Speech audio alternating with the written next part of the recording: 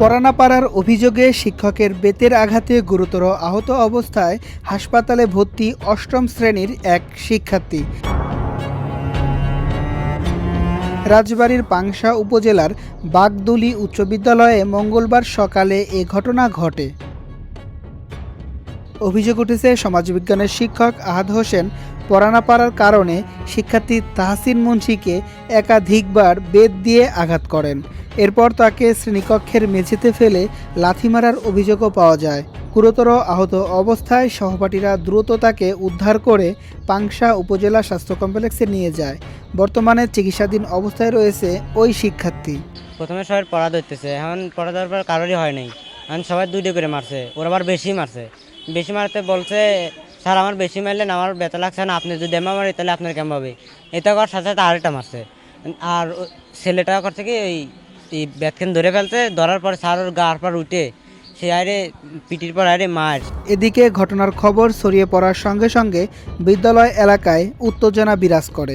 অভিভাবক ও স্থানীয়দের ভিড় জমে যায় বিদ্যালয়ে। মার দিতে তো ই করে মার দিতে, অতিরিক্ত মার দিতে। ওর তো ওর কলাকে আত্মা ভাঙলো তো সব দেয় না যে আমরা মারতে সাল বলে এম্বা শাসন করে না। মাস্টারের কারণে কাছে আমরাও পড়েছি, ই করে নাই কেউ।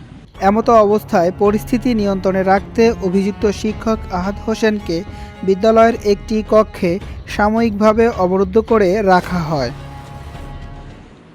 আমি বলছি তাহলে ঠিক আছে, এখন যে পড়াটা আছে ওটা পড়ো। আরও 5 মিনিট টাইম দিয়েছি পড়তে।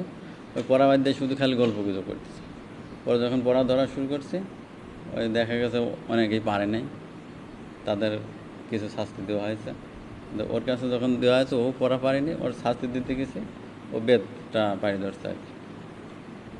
পায়ে ধরার পরে আরও একটা আমার মৃত মায়ের গালি দিচ্ছে, এই কারণে আসলে এই এতটা হয়েছে। তাছাড়া আসলে এমন কোনো রিপোর্ট নাই বা ওর সাথে আমার কোনো শত্রুতাই নেই যে ওকে মারবো, ঠিক আছে। যে কোনো এক সিস্টেমে আর কি হয়ে গেছে।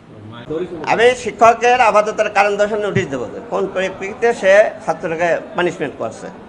হ্যাঁ, কারণ দর্শন নোটিশ পাওয়ার পরে আমি কমিটির লোকজনের ডেকে যে ব্যবস্থা হয় গ্রহণ করি।